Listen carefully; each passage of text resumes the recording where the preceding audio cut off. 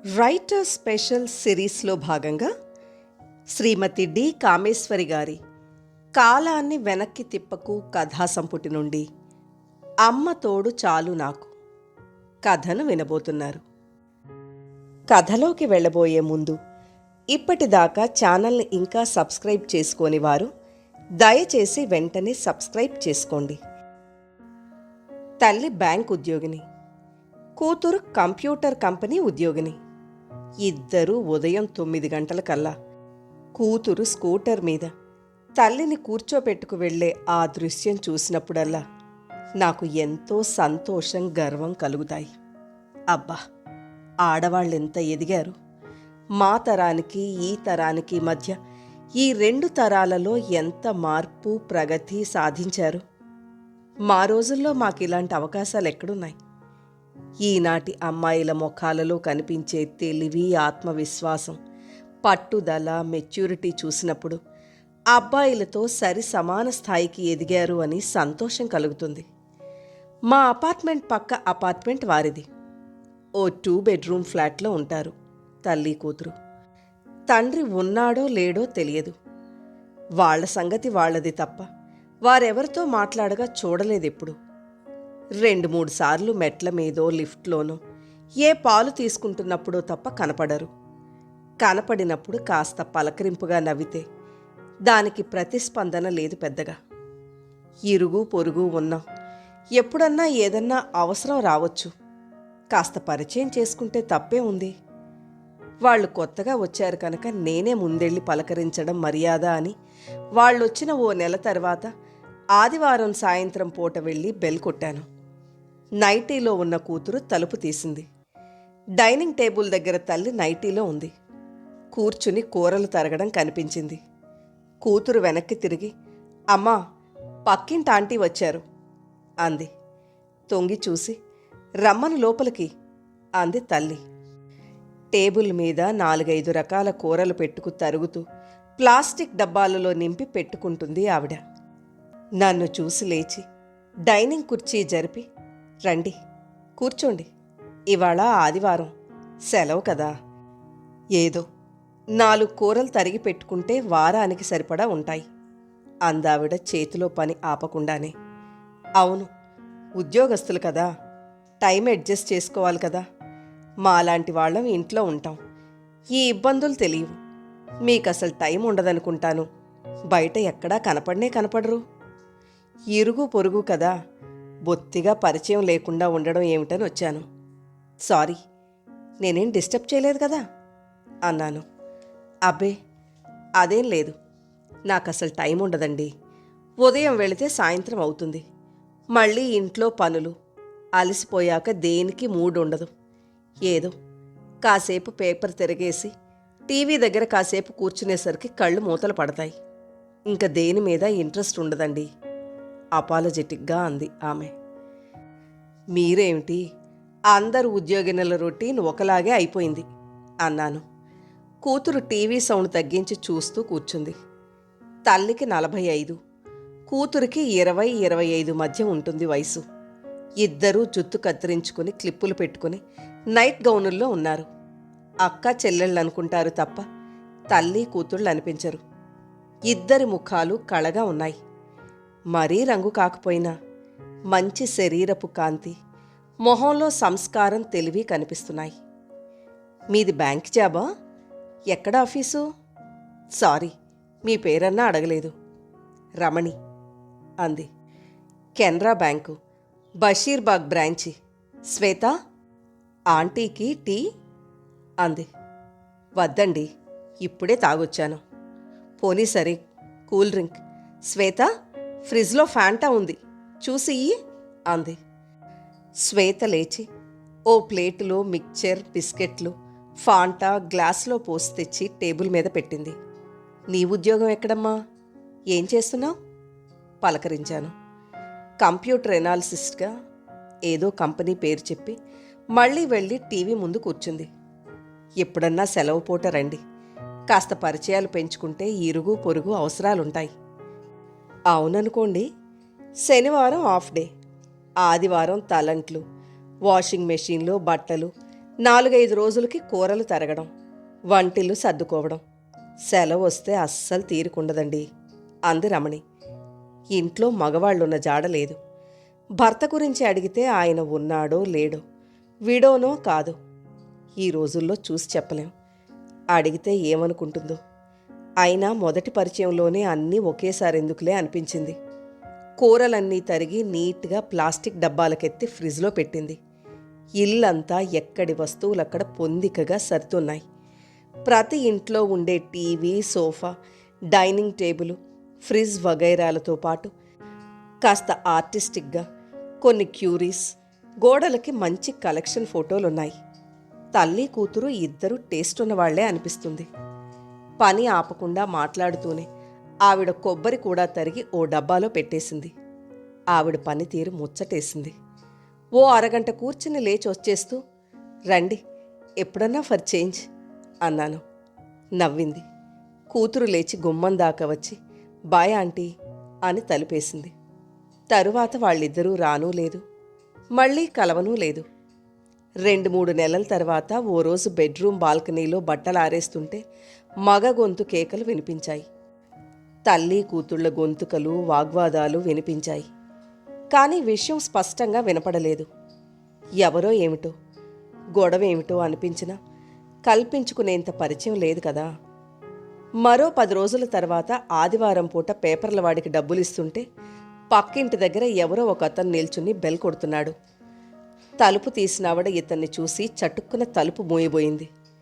కానీ అతను బలవంతంగా లోపలికి తలుపు నెట్టుకొని ఆవిడ్ని తోసుకుంటూ లోపలికి ప్రవేశించాడు. తలుపు మూసుకుంది. ఆశ్చర్యం అనిపించింది. ఆ రోజు మాటలు, గొంతులు హెచ్చు స్థాయిలో వినిపించాయి. తల్లి కూతుళ్ళు అతనితో ఏదో గొడవ పడుతున్నారన్నది మాత్రం అర్థమైంది. ఆలోచనలు రకరకాలుగా వెళ్ళాయి. ఆవిడ భర్త అన్న అనుమానం వచ్చింది. మొగుడు కాకపోతే అంతలా ఆవిడ్ని నెట్టుకుంటూ లోపలికి ఓ మగాడు ఎలా వెళ్తాడు అనిపించింది. ఆ మాట నిజమేనన్నట్టు మరో 10-15 రోజుల తర్వాత ఓ శనివారం సాయంత్రం 5 గంటల వేళ శ్వేత పరిగెత్తుకుంటూ గాభరాగా మా ఇంటికొచ్చి, ఆంటీ అమ్మ పడిపోయింది, మాట్లాడడం లేదు, ఒక్కసారి రండి దాదాపు ఏడుస్తున్నట్లుగా అంది. పరిగెత్తినట్టే వెళ్ళే అక్కడికి. రమణి నేల మీద పడి ఉంది. వంటి మీద తెలివి లేదు. నీళ్లు పట్రా కాసిని గాభరాగా అన్నాను. ఆవిడ మొహం తిప్పుతూ, రమణిగారు అని పిలిచా. శ్వేత పరిగెత్తి గ్లాస్తో నీళ్లు తెచ్చింది. ఆవిడ మొహం మీద 2-3 సార్లు చల్లాక కుదిపి కుదిపి లేపాక నెమ్మదిగా కళ్ళు విప్పింది. అప్పుడు చూసా, ఆమె పెదాలు చిట్లి రక్తం కారుతుంది. కంటి కింద నల్లబడి వాచింది. చెంప మీద వేళ్ల మచ్చలు స్పష్టంగా కనిపించాయి. కళ్ళు తెరిచి నన్ను చూసి గాభరాగా లేవబోయింది. నెమ్మదిగా లేచి ఇలా మంచం మీద పడుకోండి. ఆవిడ్ని పట్టుకు లేవదీశాను. అమ్మా అమ్మా ఎలా ఉంది? శ్వేత ఆరాటంగా తల్లిని పడుకోబెడుతూ అంది. ఏమిటి ఆంటీని పిలిచావా? ఎందుకు అనవసరంగా ఆవిడికి ఇబ్బంది? నీరసంగా ఉంది. భలేవారే, ఇబ్బంది ఏమిటి? చిన్నపిల్ల, మీరలా తెలివి తప్పి పడిపోతే బెదిరిపోయి పిలిచింది. ఇరుగు పొరుగు అవసరంలో కాకపోతే మరెప్పుడు? ఇంతకీ ఈ దెబ్బలేమిటి? రక్తపు చారిక నీళ్లతో తుడుస్తూ అన్నాను. ఆవిడ కళ్ళు వాల్చుకుంది. మొహం లానమైపోయింది. కూతురు మొహం కోపంతో ఎర్రబడింది. అమ్మా, నేనీసారి ఊరుకోను. ముందు పద, పోలీస్ స్టేషన్కెళ్ళి రిపోర్ట్ ఇచ్చొద్దాం లే. శ్వేత చాలా కోపంగా అంది. ష్! ఆవిడ కళ్ళతో వారిస్తూ నా ఎదుట మాట్లాడవద్దన్నట్టు చూసింది. పర్వాలేదు, తెలియని అందరికీ తెలియాలి. ఇలా ఎవరికి తెలుస్తుందో, తెలిస్తే అవమానం అనుకుని నోరు మూసుకోబట్టే ఈ మగాళ్ళు ఆటలాడుతున్నారు. ఒక్కసారి వెళ్ళి పోలీస్ రిపోర్ట్ ఇస్తే మళ్ళీ మన జోలికి రాడు. 4 రోజులు లాకప్లో పడేస్తే రోగం కుదురుతుంది. పద, ముందు వెళ్ళాలి మనం. ఇంకా ఏమైనా సరే నీ మాట వినను మొండిగా అంది. ఉండు, బట్టలు మార్చుకొస్తాను. శ్వేత, ఊరుకోవే తల్లి, నీకు దండం పెడతాను. ఈ రచ్చకెక్కింది చాలింక పోలీసులు గొడవలును. ఆవిడ విరక్తిగా అంది. ఎన్నాళ్ళు ఊరుకుంటావమ్మా? నెలలో 15 రోజులొచ్చి ఇలా గొడవలు పెట్టుకుని తన్నులు తంతుంటే ఎన్నాళ్ళు భరిస్తావు? తీక్షణంగా చూస్తూ అంది. నా కర్మ, ఏం చేయమంటావు? మన పాటికి మనం బతుకుతున్నా నాకు ఈ నరకం తప్పడం లేదు. నువ్వు సహించి పడుతుంటే ఎలా తప్పుతుంది? అమ్మా, నా మాట విను ఒకసారి. పోలీస్ కంప్లైంట్ ఇచ్చి చూడు, మళ్ళీ నీ జోలికి వస్తాడేమో. ఆంటీ, మీరన్నా అమ్మకి చెప్పండి. వాళ్ళిద్దరి మాటల వల్ల సగం కథ తెలిసిన అసలు సంగతి పూర్తిగా తెలియందే ఏం సలహా ఇవ్వగలను? ఎవరతను? మీ ఫాదరా? ఏమిటసలు గొడవ? ఎందుకిలా కొట్టారు? ఏం జరిగింది? చూడండి ఆంటీ, ఇంకా మీ దగ్గర దాచడానికి ఏముంది? అతను మా నాన్న. మా అమ్మ నాన్న ఎప్పుడో 10 ఏళ్ల క్రితమే విడిపోయారు. ఎందుకు? ఏం జరిగింది? డైవోర్స్ పుచ్చుకున్నారా? అదో పెద్ద కథలేండి. పెళ్ళైన 10 ఏళ్లకి ఆయన గారు మరొకరితో ప్రేమలో పడ్డారు. 1 ఏడాది 2 ఏళ్ళు అమ్మ ఎంతో ఓర్పుగా చూసింది, మారుతారన్న ఆశతో. ఆయన ఆవిడ మోజులో పడి ఉద్యోగం కూడా అశ్రద్ధ చేసి మకాం ఏకంగా ఆవిడింట్లోనే పెట్టేశారు. ఏమన్నా అంటే అమ్మని విడాకులిమ్మని తాగొచ్చి తిట్టడం కొట్టడం మొదలుపెట్టారు. 10 ఏళ్ల దాన్ని. అంతా తెలియకపోయినా అమ్మని ఆయన పెట్టే హింస అర్థమయ్యే వయసు. నా కోసం ఆడపిల్ల భవిష్యత్తు ఆలోచించి అమ్మ ఎంతో చెప్పింది, సహించింది. కానీ ఆయన మారలేదు. డైవోర్స్ ఇమ్మన్న సాధింపు ఎక్కువైంది. అమ్మ ఆ ఇల్లు తమకి రాసిస్తే సంతకం పెడతానంది. ఆయన ఒప్పుకోలేదు. నెలకో 2000 ఇస్తాడట, ముష్టిచ్చినట్లు. అమ్మ సంతకం చేయను, కోర్టుకెళ్తే వాళ్లే నిర్ణయిస్తారు అని చెప్పేయడంతో ఇంకా హింస ఎక్కువైంది. అమ్మ తన ఉద్యోగం చూసుకుని తనని లక్ష్య పెట్టడం లేదని ఆయనకు అర్థమై ఉద్యోగం వదిలేస్తే ఇల్లు రాసిస్తానని బేరాలు మొదలుపెట్టాడు. అమ్మ చేసిన తెలివైన పని ఉద్యోగం మానకపోవడం. లేకపోతే మా గతి ఏమయ్యేదో. అమ్మ తనకి ఏ విధంగానూ లొంగకపోవడంతో కసిగా ఆయన ప్రేయస్ని ఇంటికి తీసుకొచ్చి మకాం పెట్టి మానసికంగా అమ్మని ఎంత హింసించాలో అంతా హింసించాడు. మరి అప్పుడే మీరు పోలీస్కి కంప్లైంట్ ఇవ్వవలసింది. అడల్టరీ నేరం కింద ఉద్యోగం ఊడేది, శిక్ష పడేది. అప్పటికి ప్రేమ మైకం దిగేది ఆయనకి. ఆ అమ్మకు అంత ధైర్యం ఎక్కడండి? ఏమన్నా అంటే బతుకు బజారున పడేసుకోలేను అంటుంది. ఇదిగో ఇలా ఆడవాళ్లు లోకం ఏమనుకుంటుందో, తనకి అవమానం అనుకుంటూ సహిస్తారు. భర్తల ఆగడాలు దానివల్లే ఎక్కువవుతాయి. అదే నలుగురిలోకి ఈడ్చి చేసిన ఘనకార్యం చెప్పడము, శారీరకంగా హింసిస్తున్నట్లు పోలీసులకు చెప్తే రోగాలు కుదురుతాయి. అందరూ మొహాన ఉమ్మితే వాళ్ళకి మాత్రం అవమానం కాదా? ఈ ఆడవాళ్లు మారనంతవరకు ఇలా ఏడవలసిందే. సరే, మీరిప్పుడు వేరే ఉంటున్నారు కదా, మళ్ళీ మీ దగ్గరికి ఎందుకు వస్తున్నారు? అర్థం కాలేదు నాకు. అదే కదండి మా బాధ. అమ్మ ఆయనతో బాధలు పడలేక ఇల్లు వద్దు, ఏ డబ్బు వద్దు అనుకుని అన్నీ వదులుకొని నన్ను తీసుకుని వేరే ఊరు ట్రాన్స్ఫర్ చేయించుకుని వెళ్ళిపోయింది. మరి ఇంకేమిటి సమస్య? డైవోర్స్ ఇమ్మని అల్లరా? ఎలాగో విడిగా ఉంటున్నారు, ఆ కాగితాల మీద సంతకాలు పెట్టేయరాదు? ఈ గోలైనా తప్పుతుంది కదా. ఎప్పుడో పెట్టానండి. ఆవిడ ఇంతసేపటికి నోరు విప్పింది. ఆయన ఇంక మారడని అర్థమయ్యాక ఆయన నుంచి ఏమీ కోరకుండానే కాగితం మీద సంతకం పడేశాను. ఏదో నా ఉద్యోగం ఉండబట్టి తల్లి కూతుళ్ళు గుట్టుగా బతుకుతున్నా కూడా అలా కూడా బతకనీయకుండా మళ్ళీ మా జీవితాల్లోకి ప్రవేశించాడు. ఇప్పుడేం కావాలట? ఇన్నాళ్ల తర్వాత మళ్ళీ ఎందుకొచ్చారు? డబ్బు కావాలి. ఆ ప్రేమించిన ఆవిడ 2 ఏళ్లుండి తెలివిగా ఇల్లు తన పేరు పెట్టించుకుంది. అంతవరకు ప్రేమ కురిపించి తర్వాత ఆయన గారి తాగుళ్ళు తందనాలు భరించలేక తన్ని తగలేసింది. మేమింట్లోంచి వెళ్ళడం, ఎవరితోనో ఆ ఇంట్లో తీసుకొచ్చి పెట్టడం, అందరూ అసహ్యించుకుని అంతా దూరమయ్యారు. ఈ వ్యవహారం ఆయన కంపెనీలో కూడా తెలిసి ఈయన తాగుడు వ్యవహారం కారణం చూపి ఉద్యోగం పీకేశారు.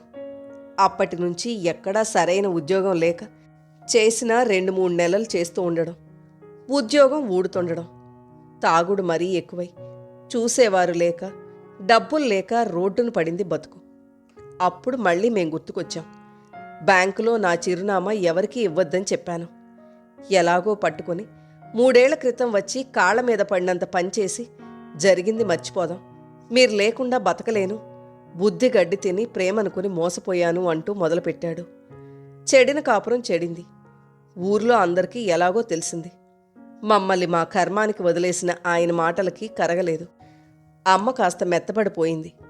నేనే చచ్చినా ఒప్పుకోలేదు. ఇన్నాళ్ళు మా అతీగతి పట్టించుకోలేదు. మా అమ్మని ఎన్నో రకాలుగా హింసించాడు. అలాంటి వాణ్ణి ఎంతమాత్రం దగ్గరికి రానివద్దన్నాను. ఒక స్టేజ్లో అయితే నీకు కూతురు కావాలో మొగుడు కావాలో తేల్చుకోమని చెప్పేశాను. నేను మేజన్నయ్యాను. నీకు మొగుడు కావలిస్తే నా బతుకు నేను బతకగలను అని కూడా అమ్మకి చెప్పాను. నేను మెత్తపడలేదు గాని ఆడపిల్ల పెళ్ళీడుకొచ్చింది. ఏ సంబంధం వాళ్లైనా అడిగే మొదటి ప్రశ్న తండ్రి ఏడనే కదా అడుగుతారు. ఏదో పిల్ల పెళ్లి కోసమని ఒక్క క్షణం కాస్త మెత్తబడ్డానంతే. ఆవిడ కళ్ళు వాల్చుకునంది.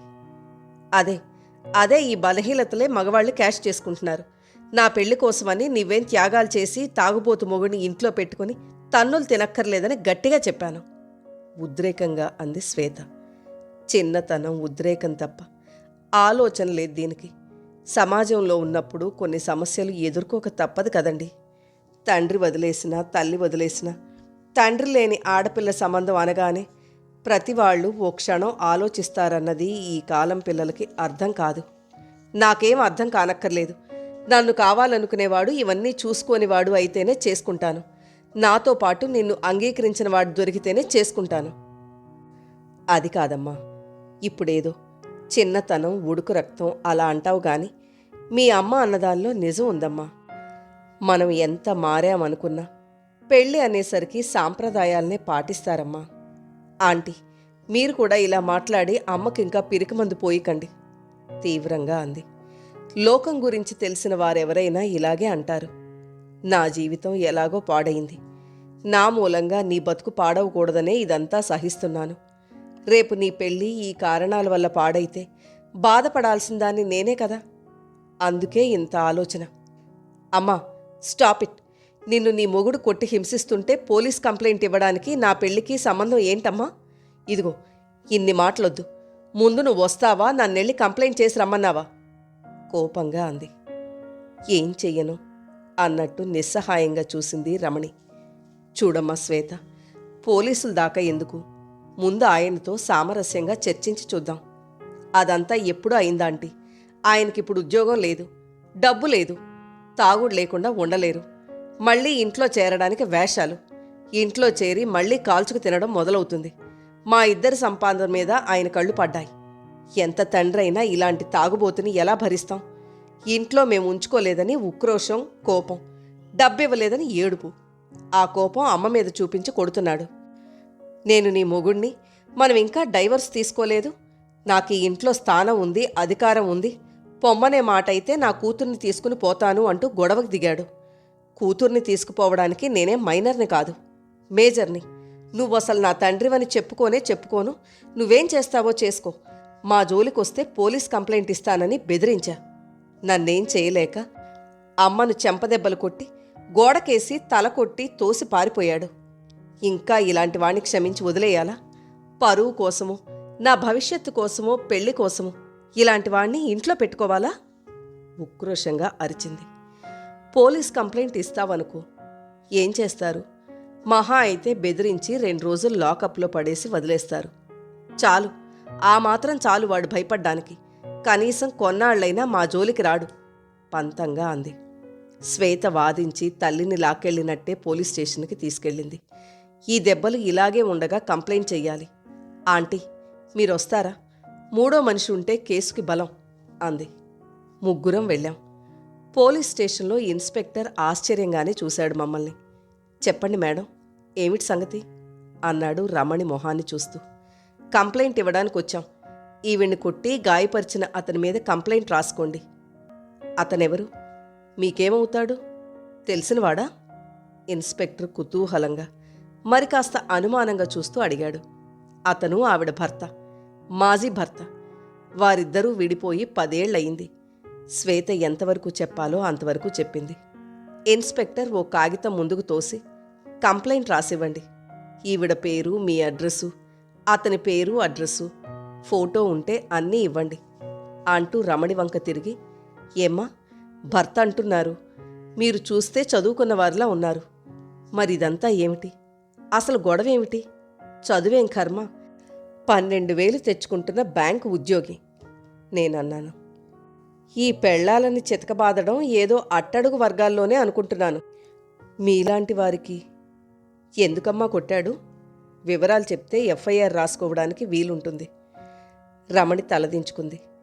ఆవిడ దెబ్బలతో నల్లబడ్డ మొహం మరింత నల్లబడింది.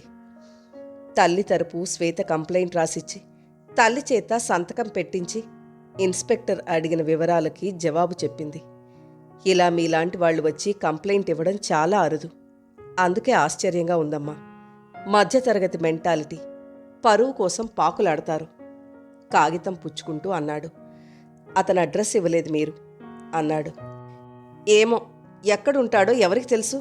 ఉద్యోగం, ఇల్లు అది ఉంటే కదా. అయితే కష్టమేనమ్మా వెతకడం. సరే, మా ప్రయత్నం మేం చేస్తాం. ఫోటో ఇచ్చారుగా, మళ్ళీ మీ ఇంటి వైపు వస్తే మాత్రం వెంటనే ఫోన్ చేయండి. సార్, ఎలాగైనా ఒక్కసారి అతన్ని బాగా బెదిరించి మళ్ళీ మా జోలికి రాకుండా చెయ్యాలి. 1-2 నెలలకి వస్తుండడం, డబ్బులిచ్చే వరకు ప్రాణాలు తీసి ఇవ్వందే కదలడు. చేతిలో డబ్బు పడకపోతే కొడతాడు.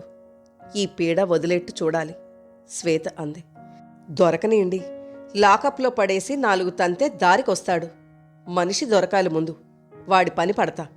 మీరెళ్ళి రండమ్మా, ఇన్ఫర్మేషన్ దొరకగానే ఫోన్ చేస్తాం అన్నాడు మర్యాదగా. మనిషి మంచివాళ్లాగే ఉన్నాడు. అందులో కాస్త చదువుకొని ఉద్యోగం చేస్తున్న స్త్రీలొచ్చి కంప్లైంట్ చేయడంతో మర్యాద ఇచ్చాడు అనిపించింది. ఓ 10 రోజుల తర్వాత ఎక్కడో పూరికొంపల ఏరియాలో చీప్ లిక్కర్ తాగుతూ డబ్బియ్యకపోతే షాపువాడు పట్టుకు తన్నాడు. పోలీసులకి పట్టించాడుట. రమణి కంప్లైంట్ ఆధారంగా అతన్ని లాకప్లో పడేసి 4 బాది మళ్ళీ మా జోలికి వెళితే శాశ్వతంగా జైల్లో పడేస్తామని బాగా తన్ని బెదిరించాడట. ఇన్స్పెక్టర్ ఫోన్ చేసి చెప్తే శ్వేత పీడ వదిలింది. కొన్నేళ్ల వరకైనా మన జోలికి రాడు అంది. రమణికి నాకు ఈ సంఘటన తర్వాత స్నేహం కుదిరింది. కష్టసుఖాలు చెప్పుకోవడం, రాకపోకలు ఎక్కువైంది. ఏమిటో, నాకు దీని పెళ్ళి అయిపోతే నిశ్చింత. మంచి సంబంధాలు మీకేమన్నా తెలిస్తే అనబోతుంటే శ్వేత గయ్యమంది. అమ్మా, నువ్వు ఊరుకో, నాకెవరూ సంబంధాలు చూడక్కర్లేదు. అసలు నాకు ఈ పెళ్ళంటేనే అసహ్యం అనిపిస్తోంది. చేసుకున్న వాళ్ళు ఎంత సుఖపడుతున్నారో చూస్తున్నాగా. బావుంది, అందరి అదృష్టం నాలాగే ఉంటుందా? అన్యోన్యంగా ఉన్నవాళ్ళెంతమంది లేరు అంది రమణి. ఓ తోడు, సహచర్యం, ఇల్లు, సంసారం కావాలని నాకిప్పుడేం అనిపించడం లేదు. అనిపించినప్పుడు ఆలోచిద్దాంలే నిర్లక్ష్యంగా అంది. ఇప్పుడు ఇలాగే అంటావులే, ఇంకో 3-4 ఏళ్ళు పోతే హాస్యంగా అన్నాను. నా భయం అదేనండి. పెళ్ళీడు దాటిపోతే, సంబంధాలు సరైనవి దొరక్కపోతే కూతురు వింటుందని నెమ్మదిగా అంది రమణి. చూద్దాంలేండి, ఇంకా మరీ వయసు దాటిపోలేదుగా అన్నాను ధైర్యం చెప్తూ. ఓ 2 ఏళ్లు గడిచాయి. రమణికి కూతురు పెళ్లి గురించి ఆరాటం ఎక్కువైంది. పేపర్లలో ప్రకటనలకి సరిపోయిన వాటికి అప్లై చేసేది. వచ్చిన వాటిలో నచ్చిన వాటికి జవాబులిచ్చేది వివరాలతో. ఆ రాసిన 4-5గురిలో 3 తండ్రి వివరాలు రాయలేదు. రాయమని కోరారు. చూశారా, పెళ్ళనేసరికి ప్రతివాళ్ళు తండ్రి గురించి అడుగుతారు అంది రమణి నాతో. ఫ్రాంక్గా రాయండి, విడిపోయామని. అలా రాస్తే 2 మళ్ళీ జవాబివ్వలేదు. ఒకరు వాళ్ళ అబ్బాయికి పెళ్లి కుదిరిందని రాసేశారు. చూశావా, నే చెప్పలేదు? ఇప్పటికైనా తెలిసిందా మన సమాజం ఎలాంటిదో? రమణి కూతురు ముందు ఉత్తరాలు పడేసి విరక్తిగా అంది. శ్వేత ఎగిరిపడింది. నాకు తెలియకుండా అసలు నిన్నెవరీ పనులు చేయమన్నారు? ఎవరు చేయమనడం ఏమిటి?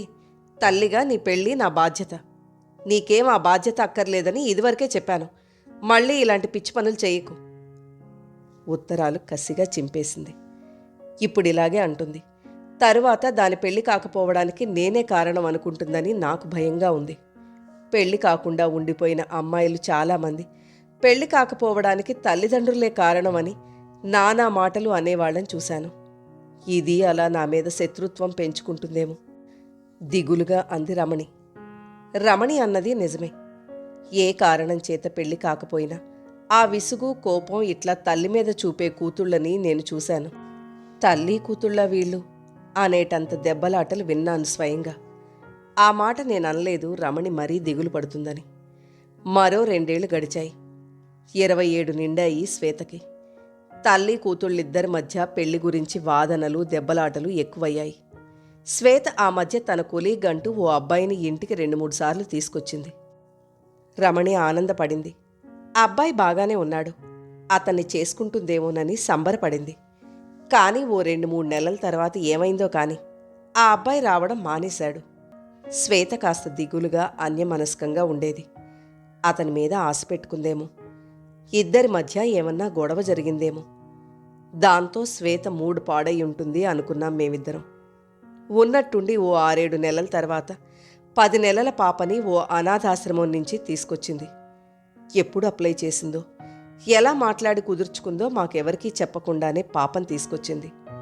తల్లిని బలవంతంగా వాలంటరీ రిటైర్మెంట్ చేయించింది పాపని చూసుకోవాలంటూ. ఇదేమిటే, పెళ్లి కాలేదు, ఈ పిల్లేమిటి నీకు? పెళ్లి చేసుకుని పిల్లల్ని కనమన్నానే కాని ఇలా పెంచుకోవాల్సిన అవసరం ఏమిటి అంటూ లబలబలాడింది రమణి. తల్లిని మాట్లాడనివ్వలేదు శ్వేత. అమ్మా, అమ్మాయి తల్లిని భరించి చేసుకోవడానికి ఏ మగాడో ముందుకు రాడమ్మా. నా తల్లిని భరించిన వాణ్ణి నేను చేసుకోను, నిన్ను వదులుకోలేను కదా. ఇక నుంచి నువ్వు నాకు తోడు, నేను నీకు తోడు. నా తోడు పాప, నీ తోడు నాకు చాలమ్మా. నాకీ పెళ్ళొద్దు. మనకు పాప ఆసరా, ఓ అనాథ పిల్లకి మనం ఆసరా. నాకో తోడు ఇల్లుండాలన్నావు, తోడు నీవున్నావు. ఇల్లుంది, పిల్లుంది, ఉద్యోగం ఉంది. ఇంక మనం ఎవరి గురించి ఆలోచించనక్కర్లేకుండా బతికేయొచ్చమ్మా అంది పాపని ముద్దు పెట్టుకుంటూ. శ్వేత పెళ్ళెందుకు చేసుకోలేదో అర్థమై తల్లి పట్ల ఆమెకున్న ప్రేమని మెచ్చుకోకుండా ఉండలేకపోయాను. కాని కన్న తల్లి రమణి కూతురు అలా మిగిలిపోవాలని కోరుకోదు కదా. ఏమైనా ఈ కాలం ఆడపిల్లల మనోనిబ్బరాన్ని, ఆత్మాభిమానాన్ని, ఆత్మవిశ్వాసాన్ని మెచ్చుకోవాల్సిందే. కథ నచ్చితే లైక్ చేయండి. మీరు లైక్ చేయడం వల్ల మరింత మందికి ఈ కథలు చేరతాయి.